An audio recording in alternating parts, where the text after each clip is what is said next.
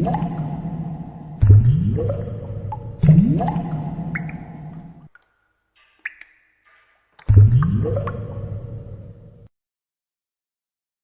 दोस्तों। लास्ट की वीडियो में हमने देखा था कि अगर हमें एक प्लेन ज्योमेट्री के ऊपर टेक्सचर अप्लाई करना है शेडर की हेल्प से, तो वो किस तरीके से करना है। जैसे हमने प्लेन के ऊपर किया, इसी तरीके से हम स्फेयर ज्योमेट्री के ऊपर, सर्कल ज्योमेट्री, जितनी भी इनबिल्ट ज्योमेट्रीज होती हैं 3GS के अंदर, हम सबके ऊपर सेम तरीके से अप्लाई कर सकते हैं। हमने आज के इस वीडियो में डिस्कस करना है कि यूवी कोऑर्डिनेट जिनकी हम बात कर रहे हैं यहाँ पे, ये क्या होते हैं, कैसे बताने होते हैं। बिकॉज देखो, जो प्री डिफाइंड ज्योमेट्रीज होती हैं उनके अंदर तो ये हमें इनबिल्ट मिल जाते हैं, बट जो प्री डिफाइंड नहीं है, अगर कस्टम हम कुछ बनाना चाह रहे हैं तो वहां पे हमें इनको किस तरीके से मैनेज करना है। ठीक है, तो इसको समझाने के लिए सबसे पहले हम पेंट ऐप पर चलते हैं। देखो, मान के चलो जो सबसे बेसिक शेप अभी तक हमने डिस्कस करी है वो है ट्रायंगल। अब मान के चलो इसके ऊपर मुझे कोई टेक्सचर अप्लाई करना है। देखो, कोई भी टेक्सचर है, होता क्या है, इमेज ही होती है। और इमेज जनरली क्या होता है, रेक्टेंगल की फॉर्म में होती है। ठीक है, इसके अंदर कुछ भी ड्राइंग बनी हो सकती है, कुछ पहाड़ बने हैं, नदी बनी है, कुछ भी बना है, यहाँ पे कुछ भी ड्राइंग बनी हुई है बेसिकली। ठीक है, अब जो हमारी शेप है उसके अंदर अपने कुछ पॉइंट्स होते हैं, है ना। और जो हमारा टेक्सचर है उसके अंदर भी कुछ पॉइंट होते हैं। ठीक है, अगर इस पॉइंट को मैं मान के चलूं 0 0, मैंने नाम दे दिया। ठीक है, ये हो गया 0 0। इसको मैं नाम दे देता हूँ 0 1। इसको मैं नाम दे देता हूँ 1 1। तो ये हमारा हो जाएगा 1 0। ठीक है, इसके भी कुछ पॉइंट्स होंगे, general x y z points हैं। ठीक है जी। अब जब भी हम कोई ज्योमेट्री डिफाइन करते हैं, हमने बफर्ड एरे वाली वीडियो में देखा, बफर ज्योमेट्री वाली वीडियो के अंदर देखा था, जब भी हम कोई ज्योमेट्री को डिफाइन करते हैं तो हमें उसके पॉइंट्स बताने होते हैं, ये वाले पॉइंट्स, है ना। अगर आप लोगों ने वो वीडियो नहीं देखा तो मैं डिस्क्रिप्शन में लिंक डाल दूंगा, एक बार वीडियो देख लेना कि बफर ज्योमेट्री किस तरह से बनाई जाती है। जब भी कोई कस्टम शेप बनानी है तो आपको बफर ज्योमेट्री का यूज करना है। तो वहां पर भी आप पॉइंट्स बताते हो, ये वाले। ठीक है, अब जब भी आपने टेक्सचर के साथ काम करना है तो पॉइंट्स तो आपने बताने हैं, साथ में आपने एक चीज और बतानी है कि जब भी टेक्सचर अप्लाई हो इस पर्टिकुलर ज्योमेट्री के ऊपर, इस पर्टिकुलर शेप के ऊपर, तो उस टेक्सचर का कौन सा वाला हिस्सा कौन से वाले वर्टेक्स पे जाए। इसका मतलब क्या है, मान के चलो ये एक पॉइंट हो गया हमारा, ये हमारे टेक्सचर का पॉइंट हो गया, ये हमारी ज्योमेट्री का पॉइंट हो गया। हम चाहते हैं कि जो ये वाला पॉइंट है वो यहाँ पे आ जाए, टेक्सचर जब भी अप्लाई करना हो। ठीक है, अब इसी तरह एक ये पॉइंट है और एक ये पॉइंट भी है। हम चाह रहे हैं कि ये वाला पॉइंट जो है ये उठ के यहाँ पे आ जाए जब भी टेक्सचर अप्लाई होगा। ठीक, अब ये वाला पॉइंट है, इसको हम चाहते हैं कि ये यहाँ पे चला जाए। देखो, हमने पहले यूज किया हुआ था इस वाले वर्टेक्स को ट्राइंगल के, बट स्टिल हम एक दूसरा पॉइंट है वो भी यहीं पर लेके आ रहे हैं, तो ये भी पॉसिबल है। ठीक है, ये वाला पॉइंट है, इसको हम चाह रहे हैं कि ये यहाँ पे आ जाए। ठीक है जी, इस जगह पे। अच्छा, अब जरूरी नहीं कि हमें सिर्फ यही पॉइंट बताने हैं। इस 0 से लेके 1 की रेंज में हम कोई भी पॉइंट बता सकते हैं।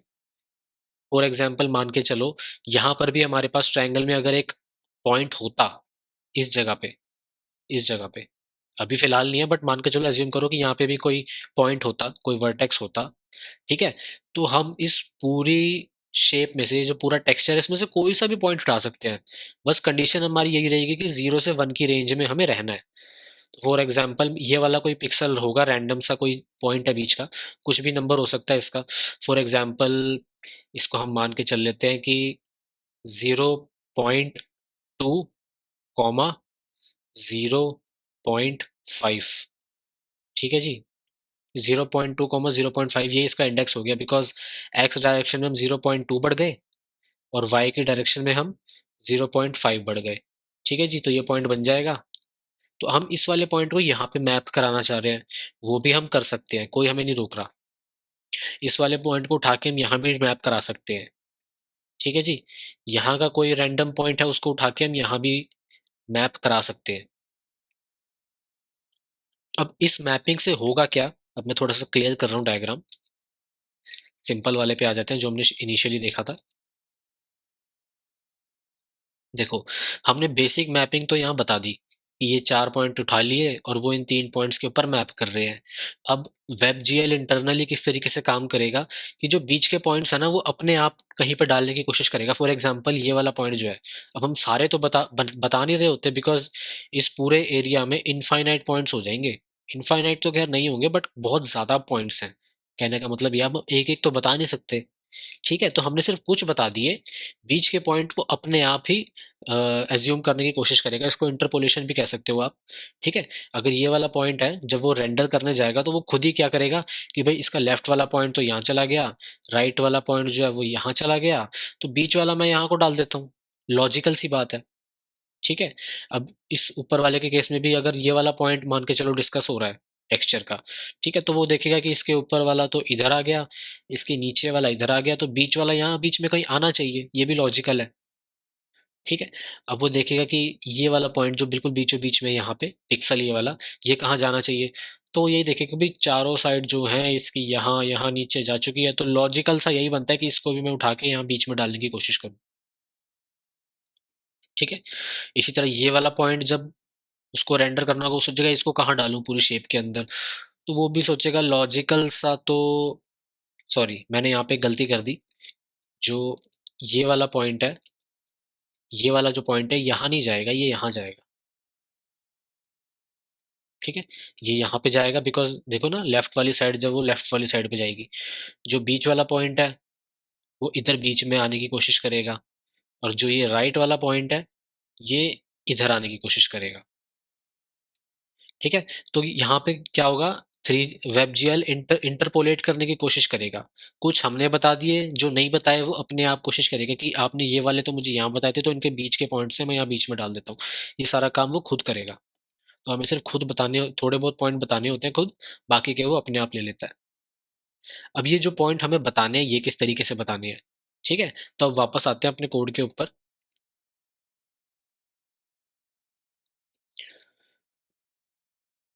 ये देखो, यहाँ पे हमने क्या किया हुआ है, बिल्कुल सेम वही पहले वाला ही कोड मैंने लिया है फिलहाल तो। अभी हमने प्लेन ज्योमेट्री बनाई हुई है। अब मैं क्या करूंगा, इस प्लेन ज्योमेट्री को हटा दूंगा और यहाँ अपनी बफर ज्योमेट्री लगाऊंगा। बफर ज्योमेट्री क्यों लगा रहा हूँ, बिकॉज आपको याद होगा कस्टम शेप हमें जब भी ड्रॉ करनी है तो बफर ज्योमेट्री के साथ काम करना है, ठीक है जी।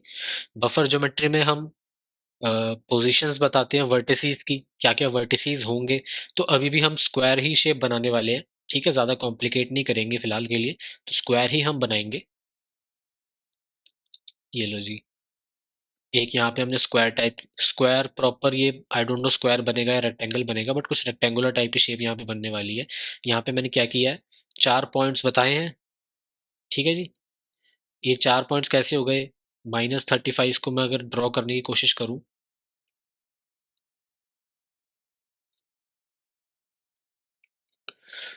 अगर ये हमारा ग्राफ है, तो एक हमने बताया -35 से लेके 22। -35 फॉर एग्जाम्पल एज्यूम कर लो, -35 यहाँ और +22, लेट्स अज्यूम कि ये यहाँ पे आ रहा है, तो इससे पॉइंट बनेगा ये वाला, ठीक है जी। ये वाला पॉइंट इससे बन जाएगा।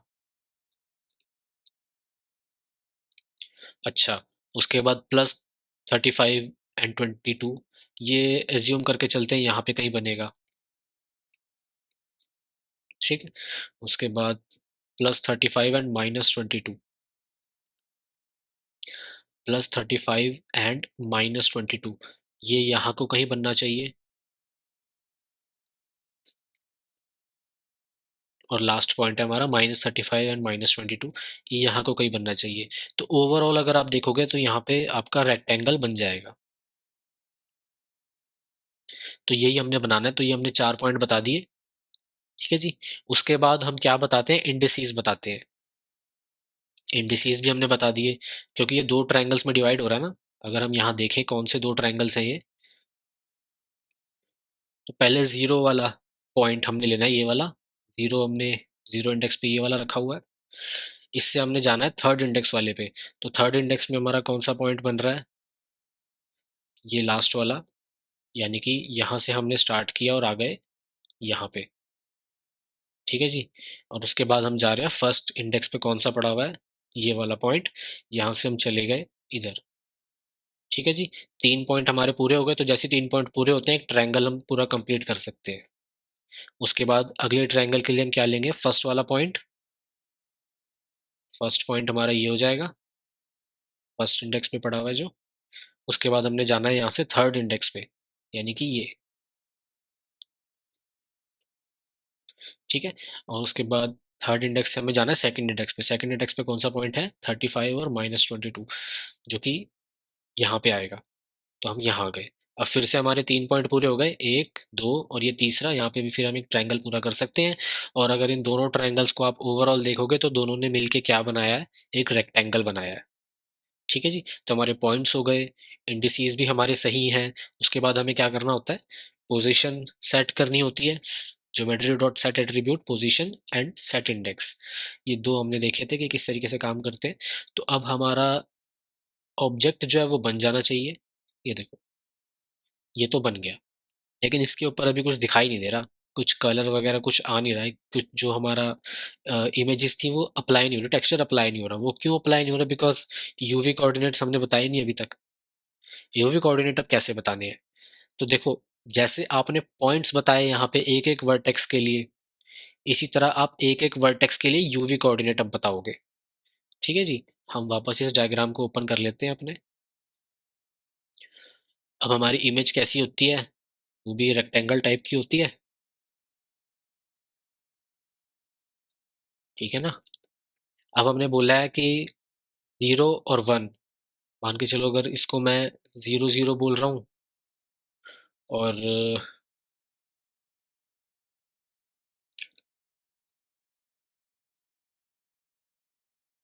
इसको क्या बोले, इसको 0 1 बोल लेते हैं। ये हो जाएगा 1 1, और ये हो जाएगा हमारा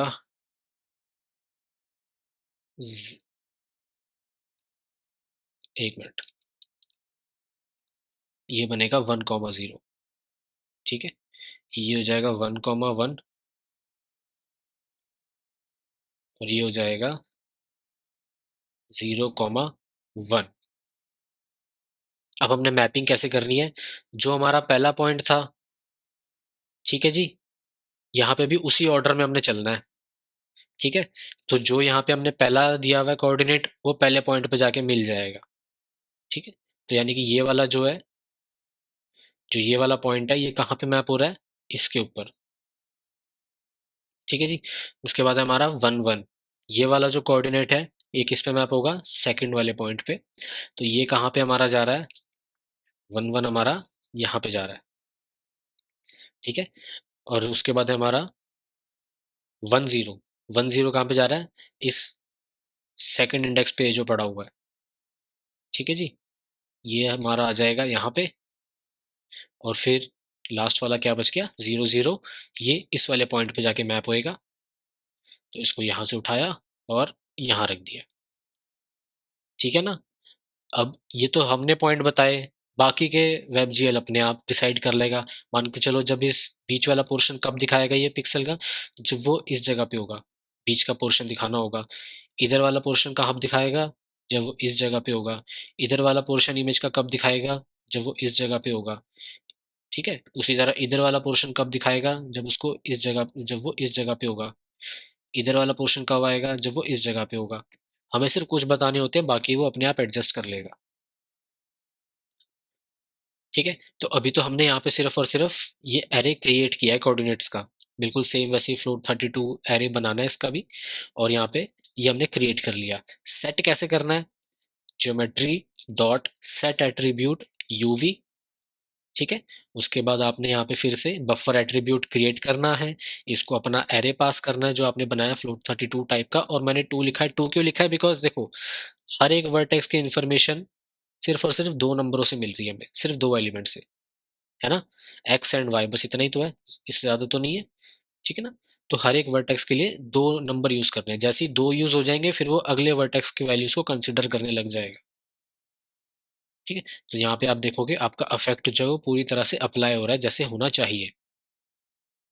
तो ये तरीका है कि आपने जब बफर ज्योमेट्री के साथ काम करना है तो कैसे करना है, कस्टम ज्योमेट्रीज के साथ काम करना है तो कैसे करना है। अब यहाँ पे सवाल ये आता है कि ये तो बहुत सिंपल सी शेप हमने ली थी, हमने एक रेक्टेंगल ही तो बनाया है। ठीक है, हम चाहें तो ट्राइंगल भी ले सकते थे, बिल्कुल आप ले सकते थे, बट दिक्कत ये आएगी, मान के चलो ट्रायंगल भी छोड़ो, ट्रायंगल भी तो सिंपल ही है। और ज्यादा मुश्किल क्या हो सकता है, मान के चलो पूरा का पूरा पेड़ का मॉडल है, मान के चलो, ठीक है, पेड़ हो गया, या फिर एक ह्यूमन का मॉडल है, कस्टम ज्योमेट्री मॉडल है ह्यूमन का, वहां पे मैपिंग कैसे की जाएगी, बिकॉज वहां तो पॉइंट्स ही हजारों लाखों में होते हैं। तो देखो वहां पे हमें खुद ये वाली मैपिंग करने की कोई जरूरत नहीं है, क्योंकि अगर आप वहां पे मैपिंग करने जाते हो तो हमसे बड़ा बेवकूफ कोई नहीं है अगर हमने वहां पे कर ली। वहां पे करने की बिल्कुल जरूरत नहीं है। उसके लिए हम क्या करेंगे, हमारे पास टूल है ब्लेंडर नाम का, ब्लेंडर भी है, इसके अलावा और भी सिमिलर आपको टूल्स मिल जाएंगे। ब्लेंडर फ्री टूल है, आप यूज कर सकते हो। इस टूल के साथ आपको थोड़ी सी सरखपाई करनी पड़ेगी, थोड़ी सी मेहनत करनी पड़ेगी, बट ये टूल आपकी मदद करेगा कॉम्प्लेक्स शेप्स जो होती हैं उनके ऊपर टेक्सचर की मैपिंग करने के लिए। एक बार यहाँ पे आपने टेक्सचर की मैपिंग कर ली तो ये आपको एक फाइल एक्सपोर्ट करके दे देगा। मान के चलो ये क्यूब ही है, अगर मैं मान के चलता हूँ इसको, ठीक है, तो यहाँ पे आप एक्सपोर्ट करो। ये अलग अलग फॉर्मेट्स यहाँ दिए हुए हैं। जर्नली जो आजकल यूज होता है वो जीएलबी बहुत ज्यादा यूज हो रहा है, जीएलटीएफ या जीएलबी कुछ भी बोल सकते हो उसको आप। ये बहुत ज्यादा यूज होता है और इसके अंदर बहुत ज्यादा फीचर्स भी, बहुत अच्छा फॉर्मेट है ये। तो आप इसको एक्सपोर्ट करो यहाँ से और अपने 3GS के सीन के अंदर इंपोर्ट कर सकते हो। वो चीज़ हमने अभी डिस्कस नहीं करी बट किया जा सकता है।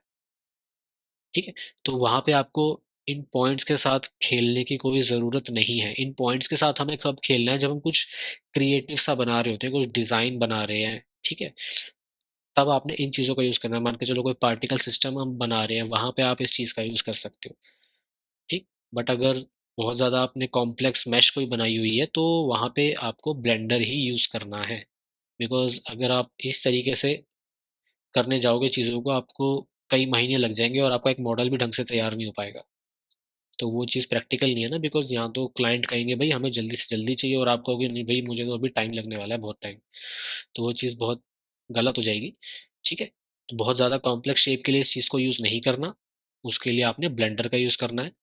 जब आप क्रिएटिव कोडिंग कर रहे हो, बहुत छोटी छोटी चीज़ें बना रहे हो, वहाँ पे आप इस चीज़ को कर सकते हो। ओके, तो आई होप आपको ये चीज़ समझ में आ गई होगी। अब इसके बाद मैं क्या सोच रहा हूँ, जो मेरी प्लानिंग है वो ये है कि हमने देखो इतना तो बना लिया, ट्रांजिशन हमारा अप्लाई हो पा रहा है।